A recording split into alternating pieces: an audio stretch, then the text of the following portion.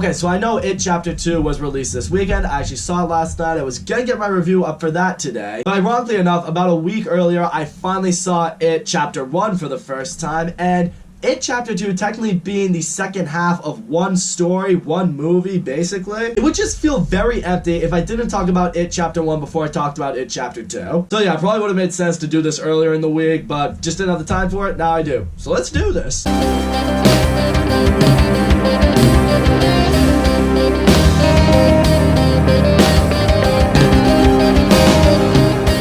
It, or as it's now retroactively known as It Chapter 1, is Chapter 1 of a basically two-part movie based off of the Stephen King novel It. I remember seeing the trailer for this movie a few times. The trailer completely freaked me out. I'm just like, yeah, that's gonna be a big no for me, dog. I don't like scary movies, and this one just looked particularly scary. This movie just had a lot of hype around it. I mean, everyone around me was telling me, it's like, dude, I know you don't watch horror movies, but you have to see It. I just kept thinking to myself, I'm like, a movie about a clown that eats children? I still think I'm all set. But I will say, as time went on, and as It Chapter 2 became one of the most anticipated movies of the year for just about everyone who had seen the first It, I decided, you know what? It Chapter 2 is coming up soon. I finally went out, and I finally saw It. I gotta be honest with you guys, I'm so happy I ended up seeing It Chapter 1 because this is awesome. Like, I think I speak for everyone when I say this is easily one of the best horror movies we've gotten in recent years. One thing that I've always mentioned with horror movies, if you really want your horror movie to give you a sense of how good it's gonna be, just look at the opening scene. Like, how much does the opening scene unsettle you? How much does it scare you? How much does it disturb you? Does it leave you sitting there in your seat with your jaw dropped like, holy fuck, this is what I'm in for? I'll say right now, It has probably one of the most shocking openings there's maybe ever been for a horror movie. I mean, as far as I know, I'm not the biggest expert on that, but that's what everyone around me said. After I watched it, I can agree. So in the opening scene, you have this kid, Bill. He makes this little paper boat for his younger brother, Georgie. It's a torrential downpour outside. Georgie wants to go play in the puddles, so Bill makes him that little paper boat called the SS Georgie. Georgie goes out, and he's just having the thing flow through the streams, flow through the puddles. Into Georgie right now. Georgie's probably the cutest kid I've seen in a movie in a while. Just like every little kid that age. You know, he's happy, he's energetic, he always wants to play. He's just all about loving life. At one point, though, as he's playing with the paper boat and it's flowing through the streams, it eventually finds its way down the sewer. Georgie can't get to it, and he's thinking, ah, damn it, I lost my bow. As he's trying to see if he can get to his boat, out of nowhere appears Pennywise the dancing clown, played by Bill Skarsgård. I'll probably touch more on Bill Skarsgård as Pennywise later, but I want to talk about him now because holy shit. I mean, everyone talks about the It miniseries and how, what was that guy's name? Tim Curry, that was the guy's name.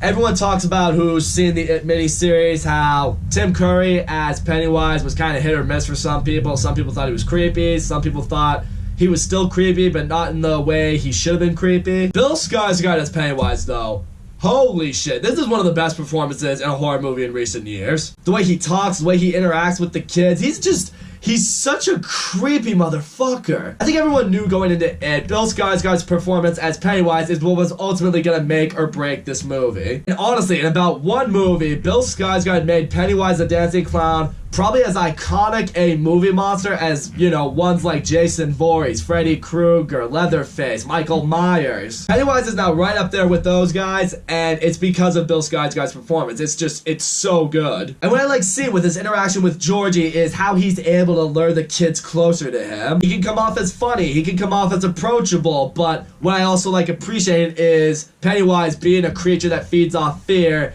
He also knows when to make the kids feel unsettled with him. And then comes the big, holy shit, that just happened moment. You know, Georgie's like, okay, I gotta get my boat. And, you know, Pennywise is sitting there all just like, here, take it.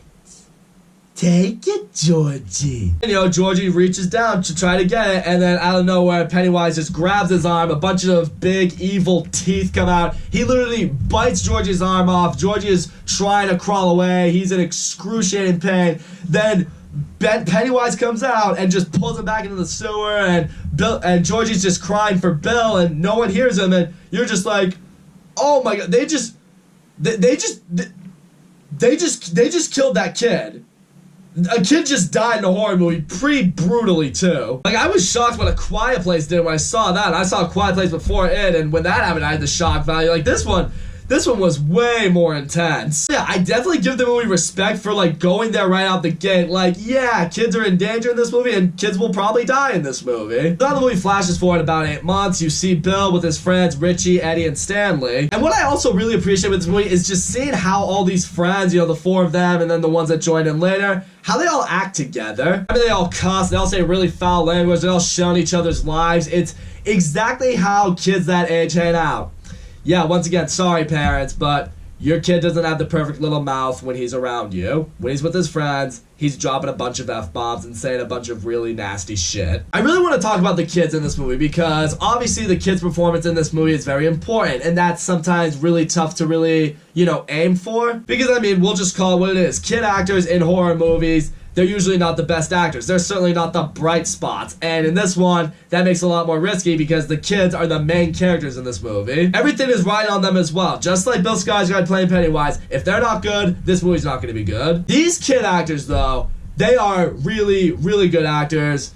They've all got really bright futures ahead of them. I want to in particular touch on Finn Wolfhard and Jack Dylan Grazer, who play Richie and Eddie in this movie. I really love seeing their friendship in this movie. And those two just swear at each other all the time. They shun each other's lives all the time. I like seeing them joke with each other because it's just how me and my friends are. It's something I appreciated. Finn Wolfhard as Richie in particular, though. Holy shit, this dude was the standout of the whole fucking movie. Some of the jokes he made, some of the things he said, you're just like, I can't believe that just came out of this kid's mouth. It's like, holy shit, if anyone needed their ass fucking kicked, it was you, kid. I mean, damn, was your dad just not around or something? As the movie goes on, we eventually get introduced to a few other kids. You have this kid Mike who joins the group. You have this fat kid Ben who joins the group. He's actually been doing a lot of research around Derry, and he talks about with, you know, these kids, he's like, a lot of people have gone missing in this town. A lot of people died. Kids especially. And soon enough, Beverly joins this group and they become the Losers Club. You know, none of them really have any friends outside of their group. They're all getting savagely bullied by Henry Bowers. I'll touch more on him in a minute. And, you know, I like seeing, you know, all these kids who really have nothing going for them all just coming together and forming this friendship. I'll touch on some of the other characters that really stood out to me here. Beverly was a character that I really appreciated because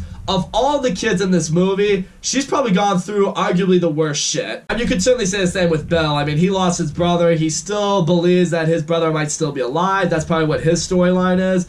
But Beverly's really been through it all. I mean, she doesn't have any friends in school because the rumor is going around that she's the class slut. Like, she's just nailed, like, every guy that's ever been in her vicinity, which is obviously not true. So now every girl in her grade basically hates her. And after all that's done, you think, oh, well, she can go home, be surrounded, like, by the comforts of family. No, because when she goes home, it's just her and her dad is frequently sexually and physically abusing her all the time. That's the other thing I really appreciate with this movie. It's not just Pennywise who's the creepy motherfucker in this movie. This movie is filled with them. Beverly's dad is one of them. Just how he is with Beverly, like, you know, constantly like, don't ever cut your hair, don't ever hang out with these boys. You're mine. You belong to me. You're always daddy's little girl. You just see what Beverly has to deal with and you're just like, yeah, you definitely have it worse. Sticking with creepy motherfuckers, let's talk about Henry Bowers. Oh my god. The thing about Henry Bowers that I think at times made him the scariest character in the whole movie is the fact that he's a real person. Whatever Pennywise is, whatever it is, it's not of this world. It's some boggart of some sort. You know, it transforms into your biggest fear and then it eats you. That's obviously not human. Henry Bowers is a real person. I mean, he's a kid. I mean, yeah, he's an older kid. He's like a teenager, but still, I mean, this kid is just, oh my god, so much is wrong with him. The Losers Club, what Henry Bowers does to some of them, it's pretty sick. At one point, he and his gang get up on Ben, and he just literally carves the letter H into his stomach, like leaves him there with like a scar. I'm just like, oh, that's just, what the fuck is wrong with you? Part of what's really unsettling about him too is the fact that I know there are bullies out there that are probably as fucked up as him. As much as I don't want to believe that no one is that fucked in the head to think it's okay to go around and do that to other kids, I know they're out there. I know they're real, and it's horrifying. And yeah, this movie being a horror movie, is it scary? Yeah, this movie is very scary. Ultimately, what bands the Losers Club together, what ultimately forms a friendship, is seeing how each of them have an interaction with Pennywise somewhere along the way. And that's one of the areas that I really appreciate. I like seeing how each of them become tied to this clown. And what I also really like seeing is just how Pennywise knows how to get into their heads. He knows how to play off of what you fear most. Whether it's blood coming out of a sewer, or some creepy lady in a painting, or some really sick, ill guy, or the ghost of your little brother, Pennywise is going to find a way to get into your head, and when he does, that's when he's going to try to kill you. And as they do a little more digging, Ben discovers ultimately that it has been around for a very long time. What it does is it comes out of hiding every 27 years, and it feeds on whatever it can find, and then it goes back to sleep for another 27 years, and it's just been doing this for how long? Years, centuries, like millions of years. It's basically been around since the existence of man. There you go. And yeah, throughout this movie, you get some really intense moments, some really intense scenes of these kids just being messed with by this clown. There's one scene in particular that's really unsettling. They're all in this very abandoned house where they're beginning to think this might be where Pennywise is hiding. And eventually they all get split up in the house, and you know, Eddie has an encounter with Pennywise. Pennywise just gets right up into his face. He's like drooling all over him. Eddie's crying, and Pennywise in that moment is ready to eat him. Richie and Bill are trying to find him, but they have to go through these different doors, you know, ones that say, oh, very scary or not scary at all, and they're just like, alright, is it messing with us, or does it want us to go this way? And what I love seeing with these kids is the toll this is taking on them. Just, I like seeing how afraid they are. I mean, anyone would be terrified in this situation, but these are all kids. I mean, they especially would be. Everyone shit their pants. And what I love seeing with these kids is you can tell it takes a toll on their friendship a little bit.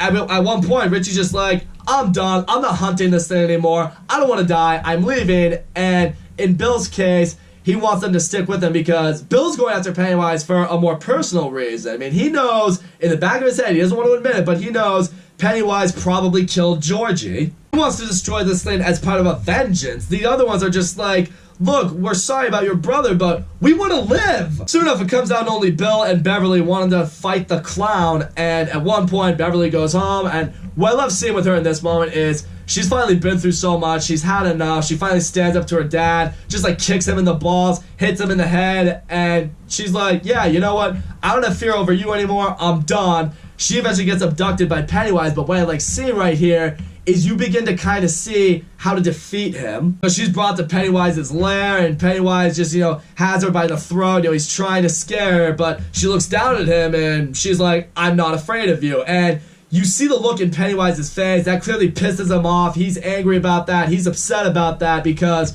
you soon see right here that it's not ultimately the kids that he feeds off of, it's the fear. That's what gives them their taste. If they're not afraid of him, then he's not going to eat them. He just won't do it. He'll just expose her to these lights in his mouth that cause her to completely trip out and float in the air. And eventually it does reach this point. The Losers Club, they all finally reunite because they're just like, Beverly's gone, she's missing, she must have been taken by it, we have to go save her. And we get this big final showdown between the Losers Club and Pennywise, and what I've seen right here is the kids, they all come face to face with their individual fears, and they all overpower him. They all beat him. They literally beat the shit out of Pennywise. It's after they do, you finally see the look of fear that's in Pennywise because he's finally like, oh fuck, for the first time probably ever, someone's not afraid of me. And now that he knows he has no power over these kids, right before Bill can finish him, Pennywise just goes crawling back into his well, and he just goes back into that hibernation. Now we get to the end of this movie. The Loser Club is now all back together. Beverly was broken out of that trance because Ben kissed her. That was a little cheesy for me, how she was awoken with a kiss, but you know what? Whatever.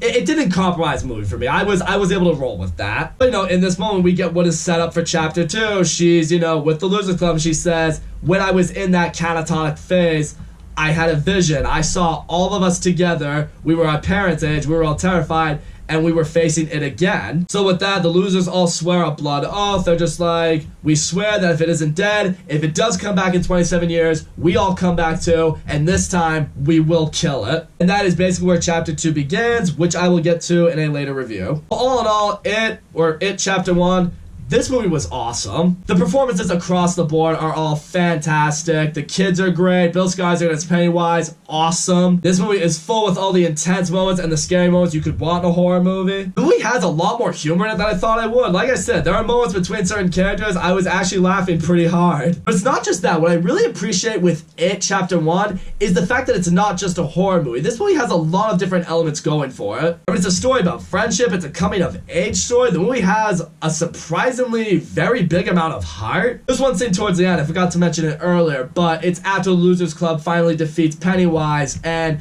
there's a moment where Bill finds Georgie's rain jacket, and it's in that moment he breaks down crying. He finally has accepted that his brother is dead, and you know, all of his friends just gather around him and hug him and comfort him, and it's a moment I'm just like, shit, am I getting choked up here? Those are the kind of moments you never expect in a horror movie. Horror movies aren't supposed to make you feel that way, and you know, I gotta give it points for that. The only real flaw that I do have with it is the same flaw that I had with Us. There were a couple moments that were really intense, really creepy, really scary, that really had me, you know, on the edge of my seat. And there were a couple moments, not always, but a few moments where someone would crack a joke or say something funny, and it kind of ruined the mood. I won't say ruined the mood entirely, but it did compromise it a bit. So yeah, just like Us, it wanted to have its funny moments at the same time, and it certainly did. But at the same time, it didn't entirely know when to balance comedy and horror. But in the end, this is an excellent horror movie. I'm so happy I ended up seeing it. Before I went to see It Chapter 2, it got me psyched out of my mind to see It Chapter 2. And I can't wait to talk about It Chapter 2 with you guys. But that's a video for another day. For now, that's all I gotta say. Guys, thank you so much for watching my video. Don't forget to leave a comment, like, subscribe, and I'll see you all next time.